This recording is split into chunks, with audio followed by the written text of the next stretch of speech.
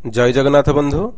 प्रधानमंत्री आवास योजना पाइबा पई जेउमाने आवास प्लस 2024 सर्भे रे जोड़ी हेबाकू जाउछंती बा 2018 मसिया सर्भे रे जेउमाने बाद पड़ी जाइथिले सेमानको पई सरकारक तरफरु एक बड़ अपडेट आसीछि।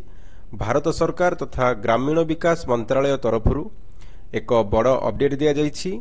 एही अपडेट जानिला परे आमे कहि परिबा कि एबे कोनोसी गरीब परिवार प्रधानमंत्री आवास योजना रे घर पाइबा पई वंचित हेबे नहीं।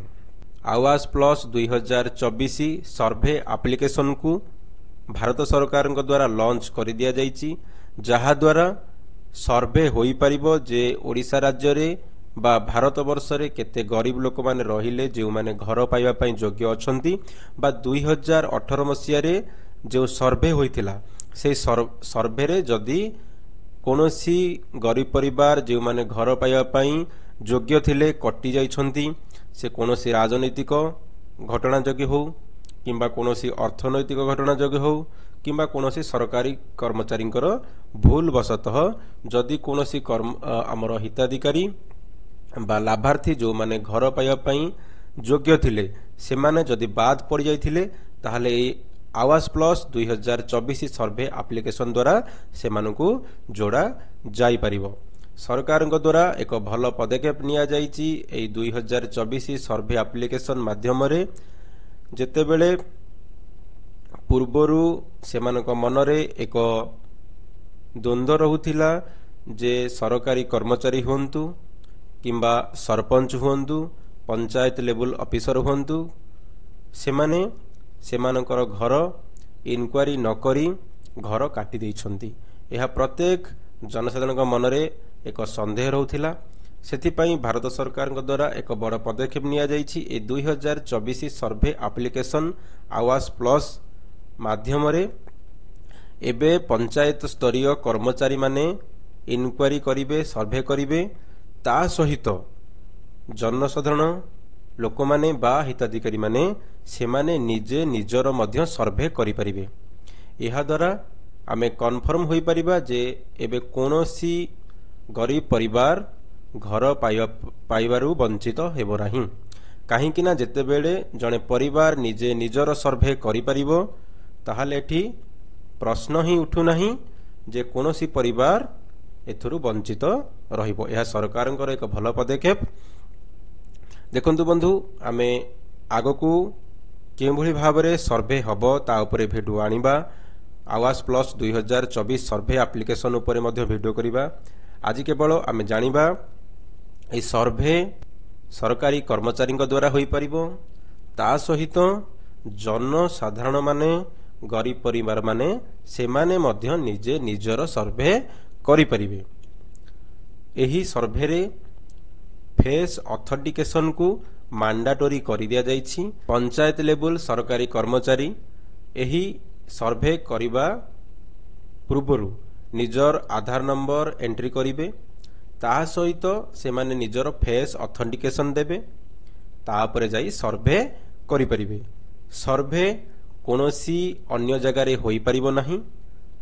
जेउ परिवार रो जेउ गरीब परिवार रो सर्भे हबो सेही गरीब परिवार रो घर को सर्भेयर जीवे, सेठी मोबाइल रो लोकेशन बा जीपीएस ऑन करने को पड़िबो एवं तापरे जाई सर्भे करा जीवो। सर्भे रे कोनोसी फिजिकल डॉक्यूमेंट आना जीवो नाही। जेतेबेले सर्भे करा जीवो परिवार रो सदस्य मानकर आधार नंबर एंट्री करी तांकर मध्य फेस ऑथेंटिकेट करा जीवो। ता सहित जो डॉक्यूमेंट रहिला आधार कार्ड हो बैंक खाता हो तार मध्य से एप्लिकेशन रे एंट्री करा जीवो, जहा कि टोटाली ऑनलाइन माध्यम रे सर्भे करा जीवो एवं केवाईसी ऑथेंटिकेट बा मोर फेस ऑथेंटिकेट माध्यम रे सर्भे करा जीवो। सेही बळी भाव रे सेल्फ सर्भे रो मध्य सुविधा दिया जाइछि। सेल्फ सर्भे अर्थात परिवार बा हिताधिकारी निजे निजर सर्भे करि परिबे। सेमाने मध्य एही आवास प्लस 2024 सर्भे एप्लिकेशन को व्यवहार करी निजे निजर आधार नंबर को एंट्री करिवे, तापरे निजर फेस ऑथेंटिकेशन देबे, तापरे निजे निजर सर्भे करि परिबे, घरर स्टाटस अपलोड करिपारिबे। किंतु सरकार तरफरु एक शर्त रखा जाइछि जेतेबेले हिताधिकारी निजे निजर सर्वे करूची से केवल गोटे मोबाइल रे केवल जनकर ही सर्वे करिपारिबो, जहा द्वारा दुर्नीति हेबो नाही। अर्थात वन डिवाइस रे केवल वन सर्वे ही करा जाय परिबो। जणे जनकर सर्वे करिपारिबो, से चाहिले अन्य कोनोसी परिवार रो सर्वे बा जियो टैग करिपारिबो नाही। यह एक भलो पदक्षेप। ता सहित आमे किछि नजर पकाइबा सरकार को तरफरु ए जो कॉपीटी आसी देखंतु Awaas plus 2024 a new enhanced application to conduct survey to identify beneficiary in PMAYG 2.0। देखंतु एटी दुईटी सर्वे ऑप्शन रही, गोटे हला सेल्फ सर्वे आ गोटे हला असिस्ट सर्वे। प्रथमे identification of eligible house holds. प्रथमे जो माने इलिजिबल हाउस होल्ड रहिले घर पाइबा पई योग्य परिवार गरीब परिवार से मानको प्रथमे चिन्हट करा जिवो। तापरे मल्टी लैंग्वेज इक्वाईसी से मानकर इक्वाईसी करा जिवो। एही एप्लिकेशन टी ऑनलाइन भाबरे काम करिवो, ऑफलाइन रे मध्ये जेडी नेटवर्क आसु नाही सेठी मध्ये काम करिवो। टेक्नोलॉजी हाउस डिजाइन एठी हमको चूज करिया पड़िबो। गवर्नमेंट तरफरु प्राय 100 रु अधिक हाउस डिजाइन रहूची, ताहा मध्ये आपण माने एठी चूज करि परिबे जे केउ डिजाइन रे आपण घर करि परिबे। आपण को एठी digital evidence base system totally digital eKYC आ ऑथेंटिकेशन फेस ऑथेंटिकेशन माध्यम रे आपणकर सर्वे करा जिवो, जहा द्वारा भविष्यत रे कोनोसी प्रॉब्लम हेबो नाही। जेउ लोकर सर्वे होइथिबो इनक्वायरी होइथिबो भविष्यत रे जदि से एलिजिबल होउछंती ताहाले केवल सेही लोक को ही घर मिलिबो। Easy of use for both citizens and officials. एही एप्लिकेशन टी दुई वर्ग को लक्ष्य करी बनिया जाइछि। सरकारी कर्मचारी माने सर्वे करि परिबे, ता सहित सिटीजन माने जो जनसाधारण माने रहिले से माने निज निजर मध्ये सर्वे करि परिबे। नेक्स्ट देखंतु जदि हम सेल्फ सर्वे देखिबा आधार आइडेंटिफिकेशन। देखंतु सेल्फ सर्वे रे एटी प्रथमे आधार नंबर देबाक पड़िबो। जो लोक निजर सर्वे करिया पई चाहूची से एप्लिकेशन रे निजर आधार कार्ड देबो, तापर ऑथेंटिकेशन ऊपर क्लिक करिवो। देखंतु एटी लिखा जाईची Aadhaar identification e KYC mandatory. प्रथमे आधार नंबर तापर face authentication one device one survey. गोटे मोबाइल रे केवल जणे परिवार रो सर्वे होई परिबो, से मोबाइल रे अन्य कोनोसी परिवार रो सर्वे होई परिबो नाही। देखंतु एटी देला परे एटी state district block panchayat village show करिवो। आपण एटी सब सिलेक्ट करी प्रोसीड को जाई सर्वे करिवे। तापर देखंतु एटी असिस्ट सर्वे जो रहिला एटा हमर रहिला पंचायत ऑफिशियल मानक पई। देखंतु वन सर्वेयर पर जीपी। गोटे ग्राम पंचायत को जणे सर्वेयर अपॉइंटमेंट दिया जिवो सरकार तरफरु एवं से मध्य सर्वे करिवे, जहा कि access only through face authentication. से माने सर्वे करिबा पूर्वरु से माने मध्य निजर फेस ऑथेंटिकेशन को मैंडेटरी कर दिया जाइछि। से माने निजर फेस को प्रथमे ऑथेंटिकेट करिवे, तापर जाई सर्वे करि परिबे, जहा द्वारा कोनोसी इनक्वायरी रे भूल भाल हेबो नाही।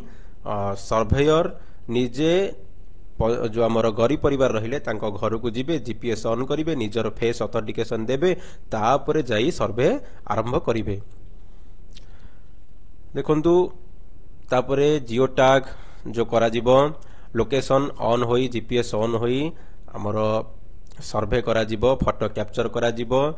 हिताधिकारी जेउ घरे रहउछंती से घर रो फोटो कैप्चर करा जिवो। ता सहित जेउ जगह रे से घर करिवे से जगह मध्य जियो टैग करा जिवो। ओल्ड हाउस रो जियो टैग करा जिवो, ता सहित वैकेंट साइट जोडी से घर तोलिया पई चाहउछंती जदि सेही से तोलिया पई चाहउछंती ताले सेही घर को जियो टैग करा जिवो। जदि अन्य जगह रे घर तोलिया पई चाहउछंती ताले अन्य जगह रे जियो टैग करा जिवो। Beneficiary details directly through UIDAI। देखंतु आधार कार्ड को totally fast and final document बोली धरा जिवो। अर्थात आधार कार्ड रे आपणकर जहाँ भी ना अच्छी एड्रेस अच्छी ତାହାକୁ ଫାଇନାଲ ବୋଲି ଧରି ଦିଆଯିବ। ଆଧାର କାର୍ଡରେ ଯାହା ନେମ୍ ଅଛି ତାହା ଆପଣଙ୍କର ହାଉସ୍ ପାଇବା ପାଇଁ ନେମ୍ ବୋଲି ଧରି ଦିଆଯିବ। ସେଇଭଳି ଭାବରେ ଯାହା ବି କିଛି ଆପଣଙ୍କର ଡକୁମେଣ୍ଟରେ ଡକୁମେଣ୍ଟ କହିଲେ କେବଳ ଆଧାର କାର୍ଡରେ ଯାହା ବି ଡିଟେଲ୍ସ ଅଛି ତାହା ଏହି ଆପ୍ କ୍ୟାପଚର କରିନେବ। ନେକ୍ସଟ ହେଲା ଏଠି ଦେଖିପାରୁଥିବେ ହାଉସ୍ ଡିଜାଇନ୍ ଆମର ଏ ଆପ୍ରେ ଶୋ କରିବ। ଆପଣ ଘର ତୋଳିବା ପାଇଁ ଆପଣଙ୍କର ଯେଉଁ ଡିଜାଇନ୍ ଏଠି ଚୁଜ୍ କରିବେ ଆପଣ ଏଠି ଏହି ଆପ୍ ଦ୍ୱାରା ଚୁଜ୍ କରିପାରିବେ। ତା ସହିତ ଡାଟା କଲେକ୍ସନ୍ ଯେମିତିକି ଫ୍ୟାମିଲି ରିଲେଟେଡ୍ ଡାଟା ଆପଣ ଯଦି ନିଜ ନାଁରେ ପକାଉଛନ୍ତି ଘର ତାହେଲେ ଆପଣଙ୍କର ବାପାଙ୍କ ନାଁ, ତାଙ୍କ Aadhaar card, job card number, ଆପଣଙ୍କର gender, social category, age, marital status, ତାପରେ ଆପଣଙ୍କର ଘରର ସ୍ଥିତି, ପକ୍କା ଘର କିମ୍ବା କଚା ଘର, କାନ୍ଥର ସ୍ଥିତି, ଓନରସିପ୍ ଅଫ୍ ହାଉସ୍ ଯେ ନିଜ ନାଁରେ ଜାଗା ଅଛି କିମ୍ବା ରେଣ୍ଟେଡ୍ ହାଉସ୍ରେ ଆପଣ ରହୁଛନ୍ତି, କେତୋଟି ରୁମ୍ ଅଛି, କେତୋଟି ବଖରା ଅଛି, ଲାଟ୍ରିନ୍ ଅଛି କି ନାହିଁ, ଏହି ଟାଇପ୍ର ଆପଣଙ୍କର ଡାଟା ପର୍ସନାଲ ଡାଟା ସବମିଟ୍ କରାଯିବ ବା ଆପ୍ ଦ୍ୱାରା ଏଣ୍ଟ୍ରି କରିଦିଆଯିବ। ତାପରେ ଏକ୍ସକ୍ଲୁଜନ ଇନକ୍ଲୁଜନ କ୍ରାଇଟେରିଆ ଆପଣଙ୍କର ଶୋ କରିବ ଯାହାକି ଆମେ ଆଗାମୀ ଭିଡ଼ିଓରେ ଦେଖିବା ଏବଂ ଆୱାସ ପ୍ଲସ୍ ସର୍ଭେ 2024 ଆପ୍ଲିକେସନକୁ ଆମେ କେଉଁଭଳି ଭାବରେ ୟୁଜ୍ କରିବା ସର୍ଭେୟର ଭାବରେ ଏବଂ ସିଟିଜେନ୍ ଭାବରେ ତାହା ମଧ୍ୟ ଆମେ ଭିଡ଼ିଓ ଆଣିକି ଆଗାମୀ ଦିନରେ ଦେଖିବା। ତାପରେ ଦେଖନ୍ତୁ ଡାଉନଲୋଡ ଆମେ ଆୱାସ ପ୍ଲସ୍ ଆପ୍ 2.0.5 ଇନଷ୍ଟାଲ କରିବା। ଆଧାର ଫେସ୍ ଆରଡି ଆପ୍ଲିକେସନ ଇନଷ୍ଟାଲ କରିବା ଆମର KYC ପାଇଁ। ତାପରେ ଆମର ଲଗ୍ଇନ୍ ହେବ।